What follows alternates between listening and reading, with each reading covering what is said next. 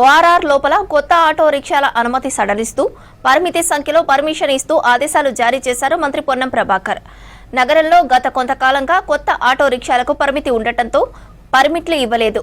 ఆ పరిమితిని సడలిస్తూ జీహెచ్ఎంసీ ఓఆర్ఆర్ లోపల ఎలక్ట్రిక్, సిఎన్జి, ఎల్పీజీ ఆటోలకు అనుమతి ఇస్తూ జీవో విడుదల చేస్తూ ప్రభుత్వం ఉత్తర్వులు జారీ చేస్తుంది. దీంతో 65,000 కుటుంబాలకు ఉపయోగకరంగా ఉంటుందన్నారు అధికారులు.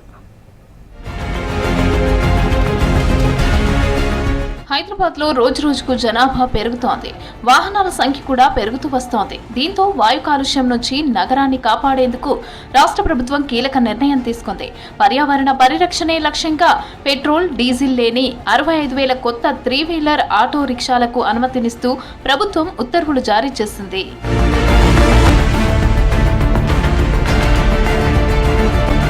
నగరంలో కొంతకాలంగా కొత్త ఆటో రిక్షాలకు పరిమితి ఇవ్వడానికి లేదు.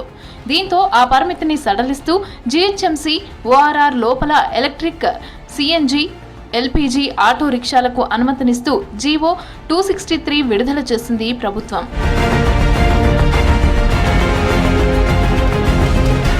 ఓఆర్ఆర్ లోపల కొత్త లేఅవుట్లు, అపార్ట్మెంట్లు నిర్మించడంతో జనాభా ఆవాసాలు విస్తరిస్తున్నాయి.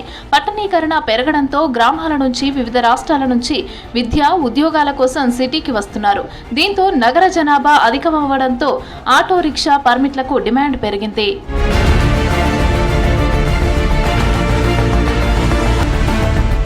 డీజిల్, పెట్రోల్ ఆటోలకు రెట్రోఫిట్మెంట్ చేసి వాటి ఇంజన్ను ఎలక్ట్రిక్, సిఎన్జి, ఎల్పీజీ లాగా మార్చుకోవడానికి 25,000 వాహనాలకు అనుమతినిచ్చింది రాష్ట్ర ప్రభుత్వం.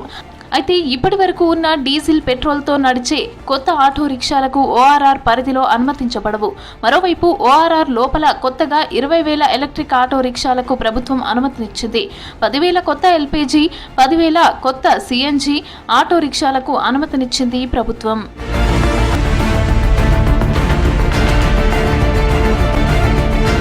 రాష్ట్ర ప్రభుత్వం తీసుకున్న నిర్ణయంతో 65,000 కుటుంబాలకు ఉపాధి అవకాశాలు వస్తాయని అంచనా వేస్తున్నారు అధికారులు. డిమాండ్కు తగ్గట్టు ప్రజా రవాణాను మెరుగుపరుస్తూనే నగరంలో కాలుష్యాన్ని తగ్గించడానికి రేవంత్ సర్కార్ ఈ నిర్ణయం తీసుకుంది.